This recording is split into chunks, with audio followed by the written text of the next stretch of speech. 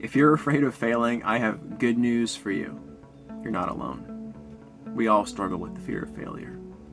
No matter the setback, no matter how large the goal you're aiming for, or the life you want to achieve, fear is always in the back of our minds, and it's hard to avoid because we're wired that way. The fear of failure is meant to protect us, but in reality, in modern life, there's very little to concern ourselves with failing.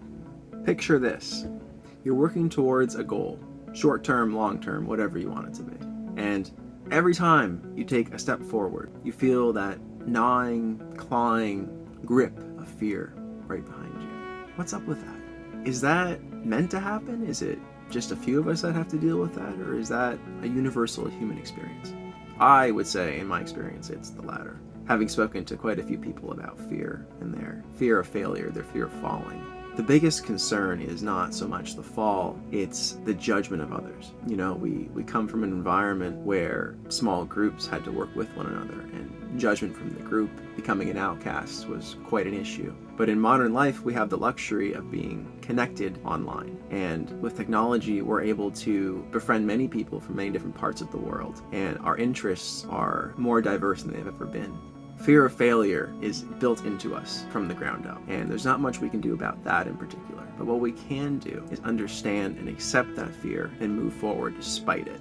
Start by reframing the fear of failure. It's rarely about the financial or physical setback itself. It's about the shame, the judgment, and the I told you so from others. There's this psychological concept called the spotlight effect. It's something I've become well aware of in recent years. We tend to overestimate how much people actually care about us and what we're doing. Oftentimes, the mistakes we make, almost nobody, if anybody, notices them. It's just in our own head. We're judging ourselves so severely and so harshly that it's hard not to think that that critical aspect of our judgment is also reflected in others towards us. But in reality, most people are just trying to live their own life. They don't really care what you're doing. If anything, they're dealing with their own fears and insecurities and wondering if you're judging them. Something else to consider is the accountability trap. Many people, myself included, we often think we're accountable to others about what we're working on and what we're doing. But in reality, sometimes what we're doing is just for us, it's our business, it's no one else's business. And oversharing is where we concern ourselves with unnecessary judgment and fear from others. You know, it can be good to get feedback from people who genuinely want you to succeed, but you gotta make sure the audience that you're sharing your information and your concepts with actually is wanting you to succeed and not hoping you fail. It happens a lot in life where people don't want to see you outdo them. People want you to stay the same as you are, on the same level as them, or in some cases even beneath them, because it makes them feel better about themselves. It's important not to let what other people think about you affect your movement towards your goals. Don't shy away from what you're going for just because someone says it's not doable, or it's not possible, or it's not for you. Because in reality, what they're really saying is it's not doable or possible or actionable for them. Maybe they've failed in the past at such an attempt. We often let ourselves use this as an excuse not to try something new.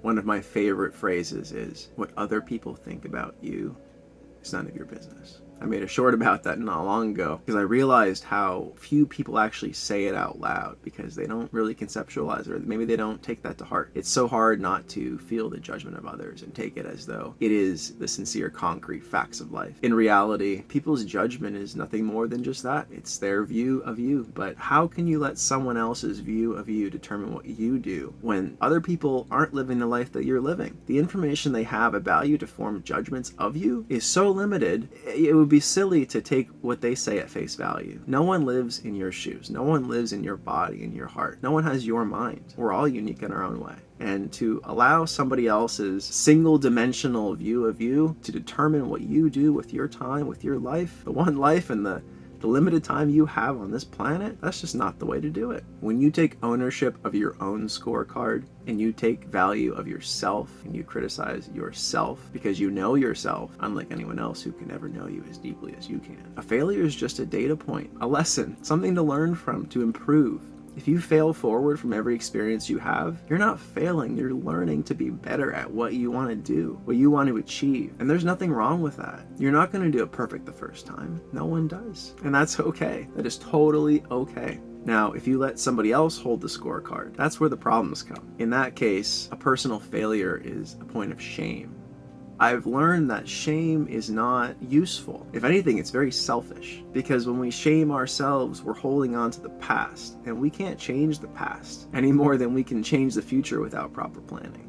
We can't change the past. The only thing that we have control of is right now. The people who judge you are rarely the ones taking the risks themselves. Their criticism is a reflection of their fear and insecurity, not yours. Bravery is action, not absence of fear. Bravery is acting despite the fear, knowing that you can push through and move forward despite what your insecurities tell you. And by doing so, you're teaching yourself with every step forward that you can do what you say you can do. That your heart's belief that there's possibility within you is genuine and is accurate. And you manifest that every time you take a step forward for yourself. When you push through fear, you become stronger, you become more courageous, you become more confident, and you do that long enough, and that's no different than exercise of any kind. You become exactly who you're meant to be by letting go of who you've been, subconsciously or not. So yeah, bravery is action, not an absence of fear. Reducing your fear of judgment from external sources directly lowers the cost of failure. And the nice thing is, if you're just starting something new, or you haven't started yet but you're about to, the cost of failure is nothing, because you're already at the bottom. You have nothing to lose. In fact, you're the most dangerous opponent to anybody who's trying to compete against you. Because if someone already has skin in the game, and you don't, you have everything to gain, nothing to lose. They have something to gain, and everything to lose, potentially. The cost of pushing through is temporary inconvenience. And if you win, then it was worth it. And that's how you teach yourself to be confident. Because you realize that you can do what you say you can do. And your words and actions matter. There's weight to you. You can actually do things that you didn't think you could. It takes one step after another. Take one step, however small, however ashamed you feel because it's so small. Take that first step. If you can do that, you can take 2 steps, one at a time, and eventually you're at 1,000. And that's the same as being at the top of the hill. Whatever the hill is you want to die on, pick a hill that's high up. Aim high. If you're concerned about failure despite all that, start with micro goals, something small and achievable that you know you can do. One step is all it takes. One step. One foot in front of the other. Try something small, a low stakes experience, something that you might fail at, but that wouldn't cost you much emotionally or psychologically. Maybe you try a new hobby. Maybe it's just the act of raising your hand and speaking up at a meeting. Doing something small like this desensitizes you to the fear of judgment. And over time, if you repeat that step, you can increase the size of your aim and the size of the things you try, because you realize that the confidence was always within you. You just had to teach yourself that failing doesn't mean the end of the world. It just means one small step down, but you're still up where you were.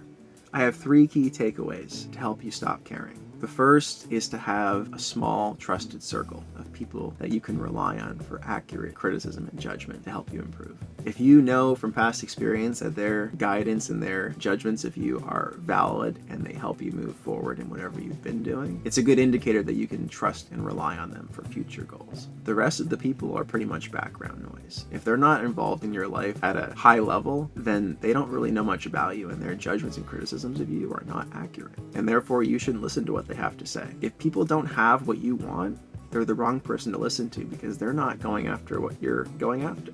And the second takeaway is future-proofing your regret. Think of it this way. 10 years from now, will you regret a momentary embarrassment or a lifetime of inaction? Which one weighs heavier on you? Anybody I've ever asked this question to has said the lifetime of inaction. You can glide through life all you want, but if you're not going for what you want in that time, you're sitting there doing nothing. And, it might be easy and comfortable and convenient to do so in the moment, but you only get so many moments. And if you're unfortunate enough to live that way for a super long time, and you get to look back on your past in old age and see you didn't do much with your life, that it didn't amount to much, well, hey, that's where the real failure is. It's not in what people think and say of us. It's not doing anything with the time we're given, which is limited and is sacred and should be treated as such. And my final takeaway for you, it's a challenge. I challenge you to do one thing this week that you've been avoiding purely because of your fear of judgment from others. When you learn to decouple your self-worth from external validation, you don't just get braver, you get free.